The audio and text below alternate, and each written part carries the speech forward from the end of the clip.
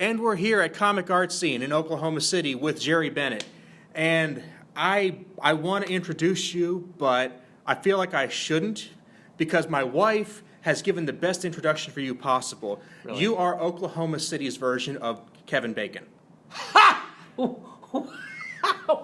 Why did she say that? Because, and I completely agree with her, literally everybody I run into, if I mention I know you, they're like, oh, I know him from. Oh my gosh. Whether it's your professional life, your personal life, your life in the community, everybody knows you somehow, and it boggles my mind. But he's the guy you want to know. That's amazing. Yeah. I guess I've ran in a lot of circles. I've gotten to experience a lot of things, and considering all my roots have been in Oklahoma since day one, it doesn't surprise me that there's so many circles that I've been involved with over the years, over all the 48 years of my life, and it's given me an opportunity to really get to know a lot of different people, get to know a wide variety of amazing personalities. There's just been a wealth of interesting people in Oklahoma. I don't think people realize the deep culture that Oklahoma does possess, and it's, I'm sure the first, snide remark would be a redneck culture, but, and that can be found too, obviously. It's here, but... Oh, I have family. That's not the end of it. No, it's not. There's an amazing amount of culture. In fact, just in the last 10 years, art, I feel like, has really just blossomed. And it's been planted. It's been planted for decades, and I feel like we're seeing all of that blossom now in just an amazing. I don't know if I even want to call it renaissance, because I feel like art is. I've never seen art on this scale in Oklahoma, and sure, people have made this similarity to, like, we're like the new Austin, people will say, and I like that because, like, I love Austin. I've got some roots in Austin myself, but I do love that people consider us, to have all of this amazing life that has just been springing up all over the place in so many different forms and fashions. Well, if Oklahoma City is the new Austin and Austin is the new Portland, is that really the way we want to go? I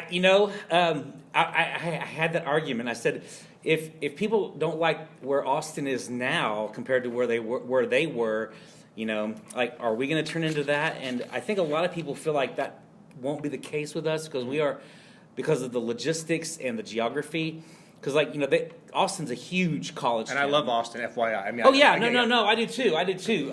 I think people think that something has been lost in the spirit of what Austin was 10 years ago, and I don't know if I agree with that or not. But I do think that Oklahoma will not be Austin. For one, size. Size is just one thing anyway. Austin's just immense, and they've had to, like, redistrict themselves just to be able to fit all of Austin in it, and we don't have that worry necessarily or concern. But I do like that we have all the talent to make Oklahoma City and all the surrounding areas a beautiful place to be a part of and participate in, to dig roots in. I love that, we've attracted a lot of people from out of state because they recognize all the benefits of being in Oklahoma City now, not just culture and entertainment, but economy. I feel like we're a great growing economy. We're a great spot to lay down roots. And that really speaks to one of the strengths of being in the fandom and appreciating science fiction and stuff throughout the world, because it used to be there was this idea that you had to be going to New York Comic Con or San Diego Comic Con on the coast in LA to really see the things that you want to see. And wherever you are, there is something in your community. There are people there who have that passion. Absolutely. I tell people all the time that you can go to a Comic Con now in pretty much any state now. And Oklahoma has at least 10 different shows that I know of that are Comic Con or pop culture based. We have a wealth of talent in the comic book community here. I've gotten to know a ton of amazing writers and artists, and a lot of them, are huge names now. Sterling Gates, he wrote for Supergirl. He's from Tulsa. He graduated from OU. He lives in LA now, but he loves Oklahoma. His roots are here, and he is currently, I think, one of the writers of The Flash, CW, and that's just a taste of all the different talent we have. The person's name is escaping me right now, and I feel terrible. But before comic writing was computerized and they had databases and wikis for all these characters, DC Comics had a resource who was like he knew everything about every comic DC Comics had ever made up until that point in time, which was like the very early 90s. Oh, wow. He read everything. Wow. He lived in Sapulpa. Really? Yes. And I'll have to put his name in the show notes because I'm blanking on it right now. Oh, yeah, I definitely want to know. I don't think I knew of this person. That's amazing. Yeah, I will look it up and I'll put it in the show notes. And yeah, we've got so many different creators that were based here throughout our history. Creator Dick Tracy, SpongeBob SquarePants, all from Oklahoma. So I did not know that. I know, right? Mm-hmm. Yeah. So I just recently got to do a big project for the Department of Tourism. Mm-hmm. They're wanting to go to Comic-Cons around the surrounding areas to promote Oklahoma tourism, and so I designed all their towers and promotional items, and so I got to know a few things that I had not known about Oklahoma and the wealth of talent that has come from here. So yeah, absolutely. Awesome. Yeah. And so, and honestly, this artist residency is proof that our arts have really just grown to a point of taking on art that I didn't think, the mainstream culture considered a viable part of the arts community, and they really have accepted comic art as, and I'm proof of that. So now I get to be the artist resident at the Skirvin Hilton this year. If somebody's watching us from Sheboygan or Tokyo or something, they don't necessarily know the Skirvin Hilton. The Skirvin Hilton is debatably the nicest hotel in Oklahoma City. Oh yeah, no doubt. I don't know how many 5-star hotels we have in the area, but this is one of the very few, and the historic nature. I was going to say it's historic. It's a landmark. Oh yeah, because there are very few. This is Oklahoma's equivalent of staying at the Waldorf or the Statler. Exactly, that's exactly right. Yeah, some guests that had come in saying, I feel like this is the building that the Ghostbusters would have run into. And well, yeah. In fact, I'm even drawing a Ghostbusters themed Skirvin piece. Yeah. Okay. So yeah. I've got a Tulsa bit for you here. Okay. The tower's right by Oral Roberts University. Yes. The Cityplex Towers. Yeah. Somebody asked me to describe them. Okay. And I'm like, well, it's a giant, the aesthetics are interesting, let's put it that way. It was designed by a religious eccentric and it makes no architectural sense.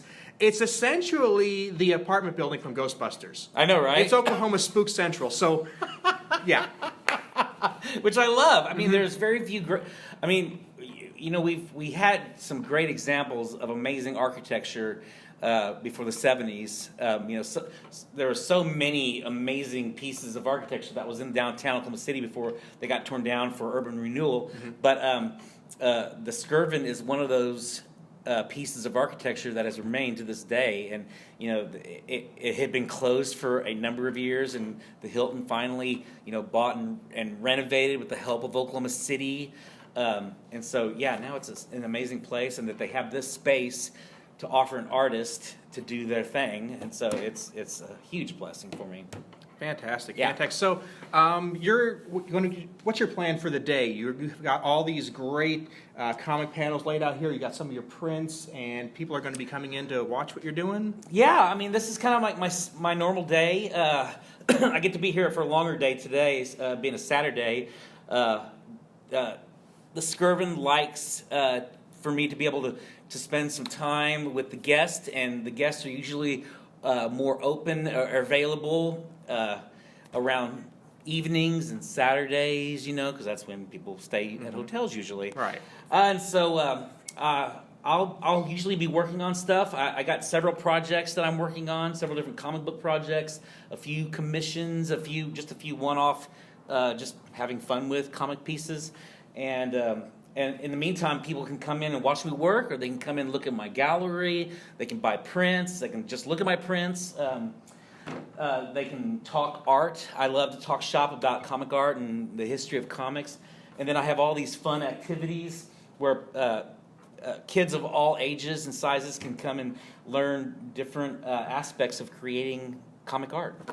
Fantastic. Yeah, it's amazing. And that's one of the things I like about you personally. I mean, I've talked to a lot of comic artists, and I like them all for their own reasons. What I love about you is that you have a real talent for grabbing those young minds and pushing them in the direction of developing theirs. Well, thank you. And you're quite welcome, but thank you for doing that. Oh, it's a huge blessing to be able just to share my love of comic art and encourage people in their art. You know, especially I get a chance to do a lot of school visits or invite schools to come visit the studio, and so I've had art clubs from different places. I just went to my alma mater, USAO, and did an art lecture talking about life after college. You know, like what it takes to succeed. You know, how to make it. And then I got to do like this master class. Just getting into the real nitty gritty of being an artist, and especially in this particular field. And so they asked a lot of really great questions about how to make it specifically in this field of comic art. So yeah, it's great. And in fact, I'm getting to really get to know a lot more of the comic art community as I get to meet these, because like there is such a new generation rising of comic artists, comic writers, creators at all these schools, and so it's neat to see that new generation come up and get to help them find their place in that world. So yeah, it's awesome. Out of all the people you've managed to talk to in the past, I mean, we've known each other over 10 years at this point. Yeah. Who are you so happy that you got to meet, that you got to swap a few words with? Oh goodness, that's. I'm not asking you to name one person, but just to pick a name. Doesn't have to be the top name. Well, pretty early on in my attending Comic Cons, in fact, I think it was one of my first big conventions that I got to go to in Baltimore. My favorite comic artist, Stuart Amonin, him and his wife were there, and so I got to chat with him for a little bit, and it was just amazing to see him and his art and his stuff there. I've gotten to meet a lot of really unique comic artists. I got to meet Darwin Cook before he passed away. Super down to earth guy. I'll tell you what. I got to meet a few editors and art directors at like DC and Marvel. Mm-hmm. I had a really great portfolio critique from one of the senior editors at Marvel, Nick Lowe. And he was just a real cool guy, and he knew how to give a critique. It was a very honest yet gentle and caring critique, if that makes sense. I think a lot of people don't know how to give a proper critique, and Nick did know how to do that, and so he shared a lot of really great pointers with me about what Marvel specifically was looking for in their comic work, and so that was really amazing. And then I had a great critique from the former art director as of just a few months ago, at DC Comics, whose name I'm totally blanking. Same thing that happened to me. Yeah, Sorry. No, it happens. Especially at my age, it happens. But what's his name? He's an amazing artist. He did the artwork for a one-shot special called Batman Houdini. It was like one of those. I did not read that one. You know all those Elseworld titles that DC made? Yeah, those are my bread and butter. I love those. Oh yeah, they're amazing. They're amazing. Well, this is one of the really good ones as far as the art and story is concerned. The art was his Mark Chiarello. I knew I was going to get the name, but I kept thinking about where his name, because like he has a specific signature, and I can usually remember what those look like. And so Mark Chiarello was the art director at DC for decades, and he gave me a really great critique, and it was just like in your face and fun. It's neat to see all these different styles of critiquing, and he had a really fun one. I mean, he just like said, I swear I can't believe you did that. I just want to punch you in your gut. You did that. But he said it in such a way like he's not talking down to you. He's honest, but he's freewheeling.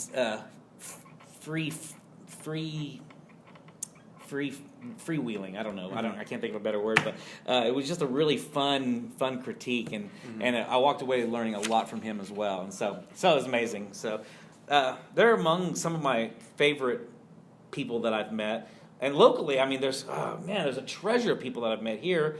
In fact, one of them, he had a show just this week.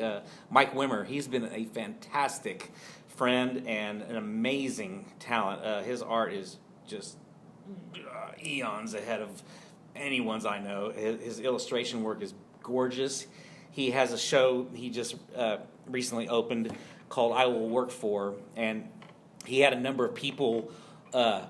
He gave them all a cardboard sign and kind of did that classic "I'll work for food" kind of sign, and had them create their own sign, and he did a portrait of them, with that, and it was just a really neat concept, and it just allowed for just for us as a culture just to know, what kind of stories we are wanting to participate in, the kind of stories that we want to tell, and be a part of. And so it was just a neat show to see his and he's delved in so many things. Like, he designed a bunch of illustration work for those Celestial Seasonings tea boxes. He did the art for a bunch of those, and the Lion King soundtrack art. He did the art for the soundtrack, the original one. You have any big projects coming up? Oh yeah, I'm actually working on 3 comic book projects right now, and so it's taking up a lot of my time. I just finished up a lot of commissions that I've been trying to catch up on, getting those out of the way, so I can focus on those comic book projects. One of them's a super fun collaboration with Charles Martin of Literati Press. He is an amazing guy, an amazing comic writer, amazing writer, period. But he loved one of my stories that I've had a concept for a while, and he had been wanting to collaborate on a project for some time with me, and I was stoked that he wanted to. And so when I'd shown him that story, he was totally on board, and so he's been writing some amazing scripts for it. And so that's one of the things I'm really working on. And then I've got a writer illustrating project that I'm writing and illustrating myself. Mm-hmm. I'm really into like younger age graphic novels and stories, and so this one story that I'd written originally as a picture book, a wordless picture book, I've gotten a lot of great critiques on them, and the main thing all the editors have said is maybe this would serve better as a graphic novel, as a comic. And so I'm in the process of writing it, and I've been drawing pages on it, trying to nail down the new look for this comic. And so that's another big project I'm working on. And then a fun project with a successful scholastic author that lives in the area, Kim Ventrella.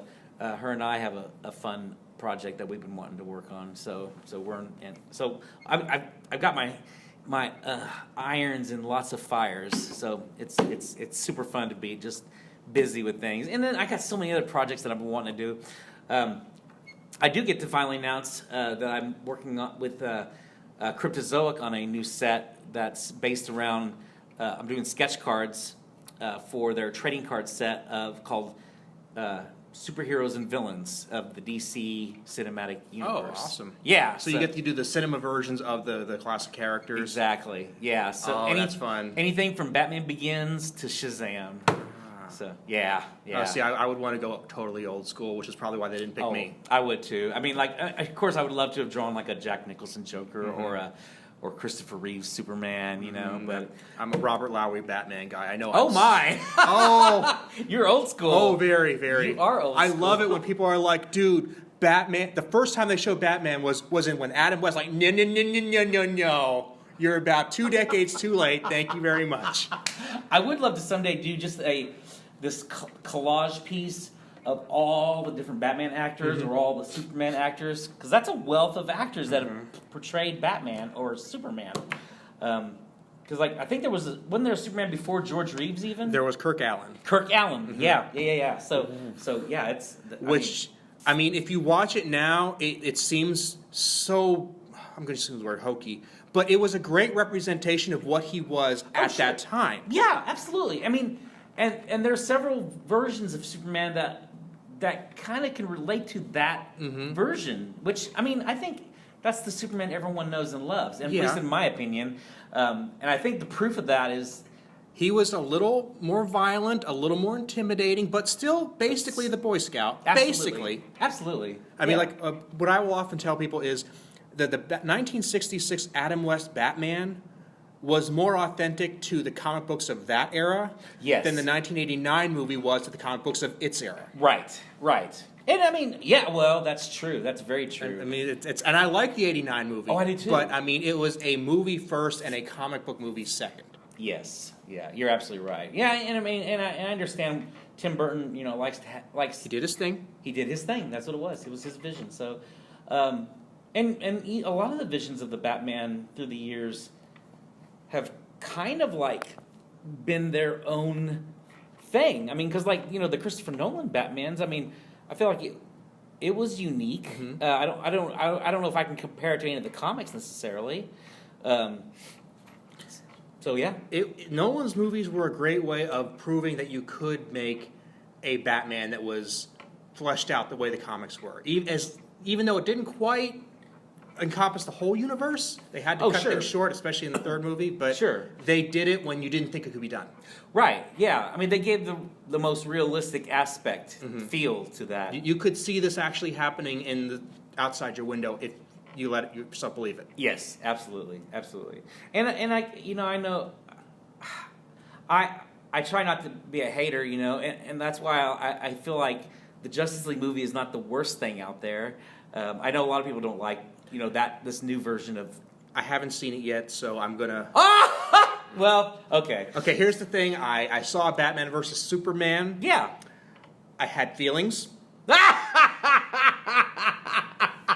Okay. And I decided Justice League was a movie I could wait on for another day. Okay. I'm still waiting. You are still waiting. It will happen. Will it? It might involve me having the flu and some cold medicine, but it will happen. So you need to be under a certain state in order to watch it? I think, they're doing some other things that look like they're positive. I heard good things about Wonder Woman and Aquaman. You haven't seen Wonder Woman? I have not. Oh my gosh. Yeah, I know. I'm really behind. But there's so many movies out there now, it's like I have to pace myself or I get in comic book movie overload. I don't know what that is, man. It took me 2 weeks to finally see Captain Marvel, so... yeah. Bear in mind, it is 2019, and I've spent the past 2 years getting down on my knees and thanking the stars that I now have new Star Trek and new MST3K, where I was without both for almost 20 years. I know. So I have to be thankful. Yeah. Oh, yeah. We're getting rained upon in terms of content. And I haven't watched Discovery yet, so I need to... okay. Now, see, I'm there every week, I'm ready to go. That does not surprise me. So, But I'm going to jump into the CBS All Access train when the Picard series comes out. As well you should, I'm sure. Oh, yeah. I mean, can you imagine? I mean, I'm already dreaming hard about what that can be. I love the possibilities. So I'll tell you this about Discovery. If you watch the Next Gen or DS9 or Enterprise or any of the fairly recent Star Treks, you watch the first 3 episodes, you know where you're going with this. Okay. You don't know where you're going with Discovery. Really? You have to be willing to take the whole season ride. Oh, wow. Okay. Okay. Well, and why wouldn't you? I mean, why wouldn't you stay for the whole thing? Well, a lot of people who are expecting those kinds of experiences got this. It's like, where is it going? Why isn't there a story? Why is there a new mission each week? They're doing something different, and you got to let them do that. Well, sure. And I mean, honestly, that's what the Star Trek experience is about. Boldly going in new frontiers. Why can't they do that creatively? As creators? So there's a whole universe of possibilities. Oh yeah. So and I'm one of those guys who really likes. I've seen pictures, obviously, and I like the design of the Klingons. I haven't seen much about visual. I mean, like as far as the actual episodes in the story, I don't know much about them, but the design, they look amazing. So there's going to be, of course, haters about new designs of that Klingon world and because I mean obviously we're all thrown when we saw the J.J. Abrams version of Klingons. Yeah, which I was a fan of that. Personally. I was too. Yeah. I was too. I thought it was great. So yeah, I was really sad that they didn't go further with the Klingons for Star Trek 3. Which I mean, not that I'm against Star Trek 3, but I figured that would have just been the next step, But so yeah, lots of things. You've got people coming in shortly, and I Yeah. want to let you go. Okay. But now people are going to want to know where they can get a hold of you. So where can they go to get more Jerry Bennett? Okay, I'm most involved with my Instagram, so that is at artist Jerry Bennett with 2 T's at the end. And I do have a Facebook with the same name. And that's pretty much it. And you can message me through those if you have questions or anything, or just feel free to follow. I'm always putting up new art, new pieces. They can order some of these awesome prints through there. They can. I do have an Etsy store, and so I have a TeePublic store. So I have a ton of T-shirt designs based on a lot of my prints, and so they can go to my TeePublic store, which is also artist Jerry Bennett. I think my Etsy is also artist Jerry Bennett. I'm trying to stay to a theme, obviously. They will. All this will be in the show notes, so don't worry about that. Awesome. Okay. Awesome. Thank you so much, man. I would love to have you back anytime. Really appreciate it. Thank you for having me, man. Absolutely. Rock on.